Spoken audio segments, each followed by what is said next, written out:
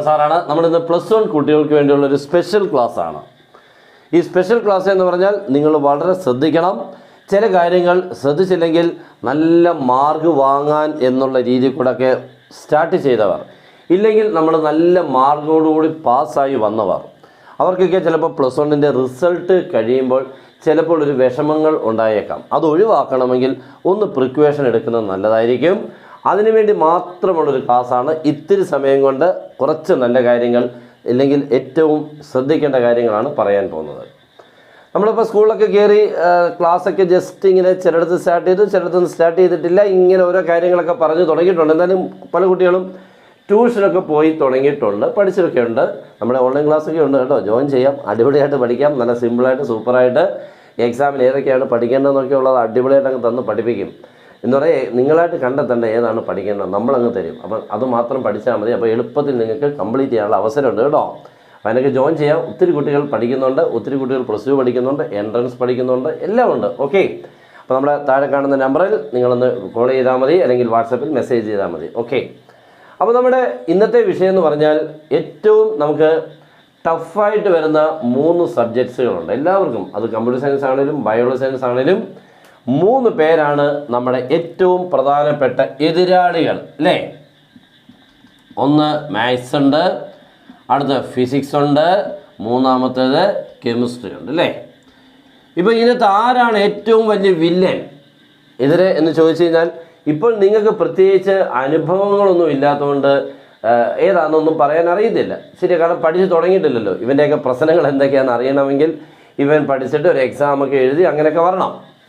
നമ്മൾ അതിന് മുമ്പായിട്ട് ഞാൻ പറഞ്ഞില്ലൊരു പ്രിക്വേഷൻ എന്നാണ് പറഞ്ഞത്. അപ്പോൾ എന്താണ് പ്രിക്വേഷൻ എന്ന് പറയാൻ, മുൻകൂട്ടി തന്നെ നമ്മൾ ചില മുൻകരുതലുകൾ എടുക്കണം. അതിന് വേണ്ടിയാണ് നമ്മളിന്ന് പറയാൻ പോകുന്നത്. ഇന്നത്തെ വിഷയത്തിൻ്റെ ഏതാണ് ഏറ്റവും വലിയ വില്ലൻ എന്നാണ്. ഇവന്മാരെല്ലാം വില്ലന്മാരാണ്, നിങ്ങൾക്കറിയാം.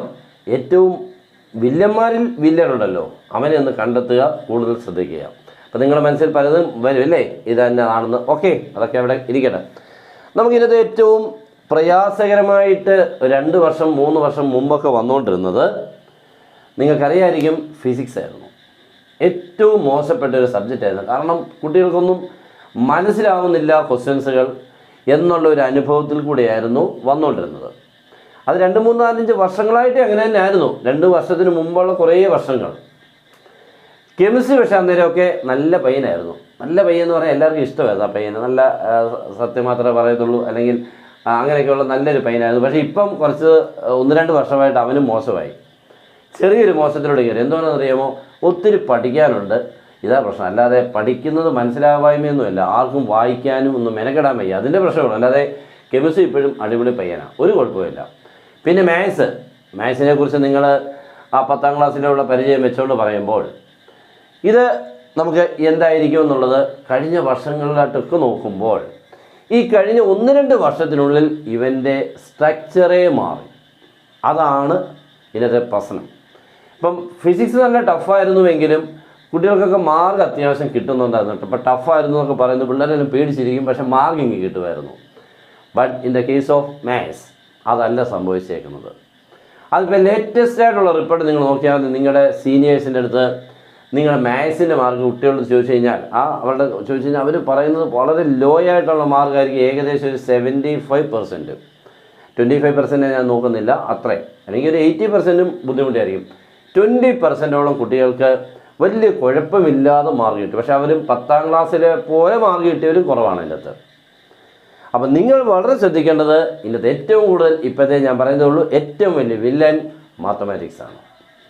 ഇതിന് കാരണം തന്നെ ക്വസ്റ്റ്യൻസുകൾ പല കുട്ടികൾക്കും മനസ്സിലാവുന്നില്ല എന്ന് പറഞ്ഞുകൊണ്ടാണ് മിക്ക കുട്ടികളും പറയുന്നത്.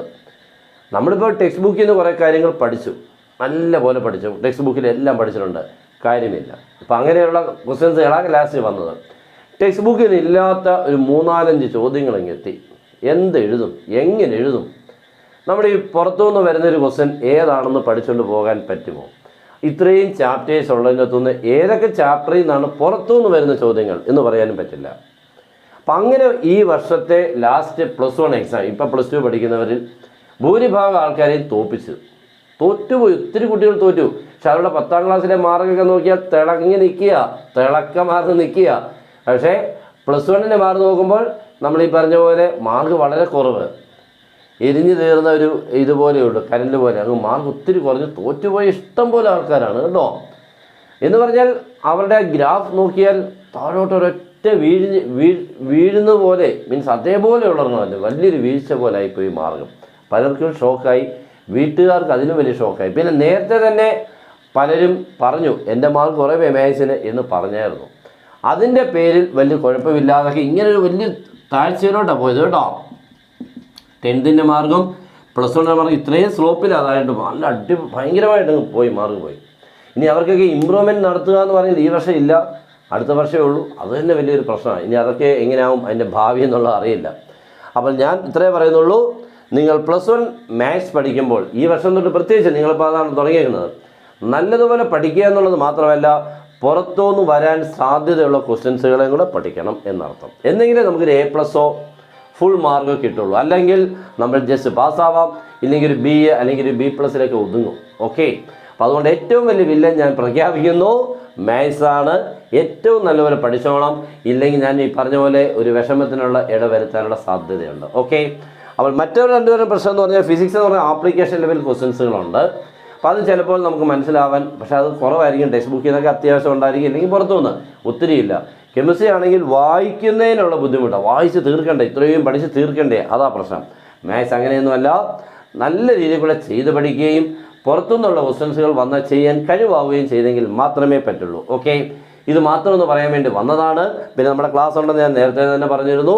നല്ല അടിപൊളിയായിട്ട് മാത്സ് ക്ലാസ്സുകൾ തരും, നോട്ട്സുകൾ തരും, ഇക്വേഷൻ ബുക്കിലെറ്റ് തരും, പിന്നെ ക്വസ്റ്റ്യൻ പാക്കേജ് തരും. ഓക്കെ, അടിപൊളിയായിട്ട് നിങ്ങൾക്ക് ഫുൾ മാർക്കിലെത്തിക്കാൻ വളരെ ഈസിയാണ്. ഓക്കെ, അപ്പോൾ എല്ലാവരും നല്ലപോലെ പഠിക്കാനും കൊണ്ട് തുടങ്ങട്ടെ, നല്ലൊരു പഠിത്തം കാഴ്ചവെക്കട്ടെ എന്ന് ഞാൻ പ്രാർത്ഥിക്കുന്നു. Good bye.